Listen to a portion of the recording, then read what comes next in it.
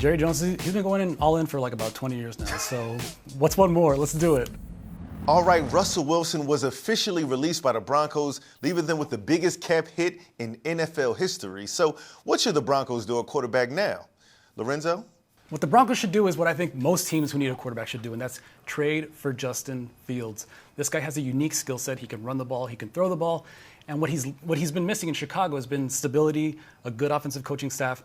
That's what they have in Denver. So the Broncos are sitting at number 12 in the draft position. That's a little bit too far back to really get a difference maker in quarterback.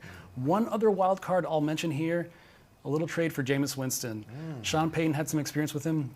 I think he went 5-2 Winston's second season in New Orleans when Winston had to start some games. That would be more of a bridge option, but they have a history. They know each other. I think that could be a nice little thing while they figure out their future quarterback. Here's the problem with the Broncos, though. They have nothing to trade. They gave up so many picks to get Russell Wilson. They even traded picks to get Sean Payton. Look, this is a really crazy situation. What the Broncos should do is just pray because they had one owner pay Russell Wilson. They have another owner paying him to go away, and Sean Payton's left with pretty much nothing, a bunch of scraps left to deal with. The Broncos are going to be like the Carolina Panthers were last year, near the bottom of the draft. Wow. Okay. Well, Safid, complete this sentence. The Saquon Barkley era in New York was? Underwhelming. It was really underwhelming. Look, Barkley was one of the top 5 draft picks when he got there.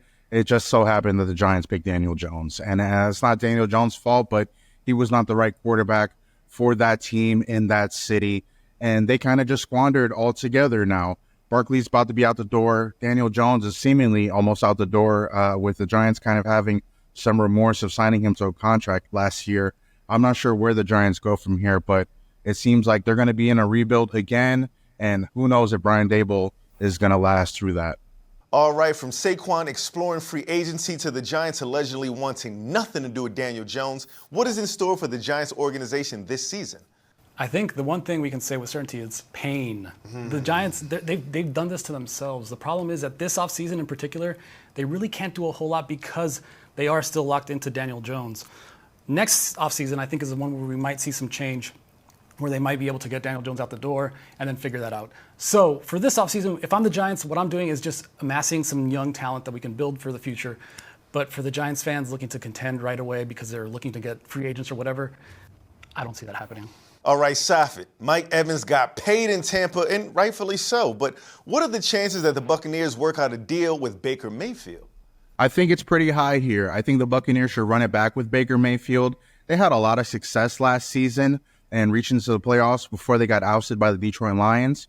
But I will say this, they had a lot of magic because of the offensive coordinator that was in Tampa Bay.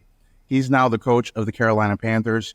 I'd be interested to see how Mayfield works with the new offensive coordinator in Tampa, but they should run it back with him. I think Mike Evans at some point began to enjoy catching passes from Baker Mayfield, so why not do it for one more season? I agree. Yeah, I agree too, Safid. I mean, I think 100% the Liam Cohen, the new offensive coordinator in Tampa, he's from that McVay system, so I think it'll be interesting to see how that gels because Baker Mayfield did have some success in LA for a little bit too, in that little spell he had there. I think the best thing about Baker Mayfield is we didn't really hear Tampa fans talking about Tom Brady, and that's remarkable to have a guy like that leave, Baker come in, and then they're still competitive. And I think the fact that the Buccaneers are in a fairly weak division in the NFC South, I think continuity will be key for them.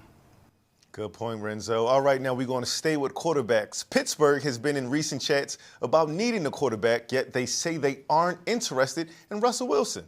Lorenzo, why do you think the Steelers are clinging so hard to Kenny Pickett?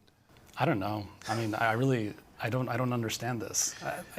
I give the Steelers credit. They've been a stable organization. They've been able to find talented players. They've been able to maximize a lot of their players. But Kenny Pickett, it's just he's okay. But in this league, we've seen that you need a pretty good quarterback.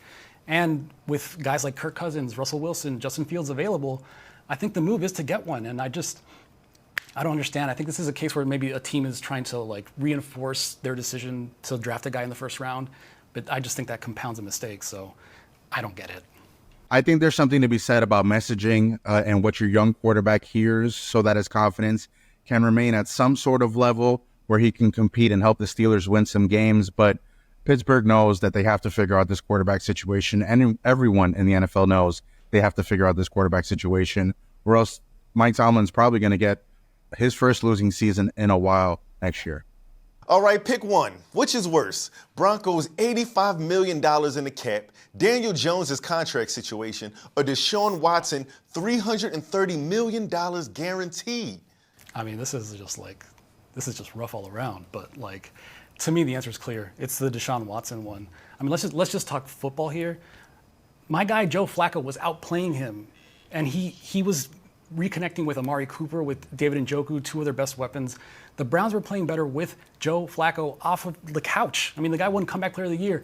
And DeShaun Watson, like, he's obviously talented, but it's pretty damning when you have a guy like Joe coming in and doing that.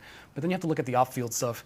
They gave this guy a just insane contract, so much so that other NFL owners and league executives were upset at the Browns for doing it. It kind of broke a precedent, but it's just slimy when you give a guy that has that much off-field baggage that kind of guaranteed money, that kind of a platform where he's the face of the franchise. Yeah, I say along with the Browns, the Broncos are in no man's land too after getting rid of Russell Wilson. Sean Payton has his job cut out for him, trying to find a quarterback, trying to get these players to rally around him, especially when he's such a type A personality and pretty much kicked Russell Wilson out the door after their first year together. That roster is a mess. I have no idea how they're going to compete next year. They're in the same division with Patrick Mahomes and the Chiefs. Like, it's not going to be good. Now, we all heard Jerry Jones wants to go all in next season. Does that include bringing in Saquon to Dallas's backfield? And how much of a nightmare would that be for Giants fans if it was to happen? Yeah, Jerry Jones, he's been going all in for like about 20 years now. So what's one more? Let's do it. Listen, the Giants fans, I sympathize with you guys. It would be terrible, of course, but like, don't worry about the Cowboys. Don't worry about where Saquon goes. Y'all got to worry about your own house. Figure out what's going on there. Figure out the future. Of course, I get it. You don't want to see your guy go somewhere else, but just there's so much going on in New York that they got to just focus on what you need to focus on.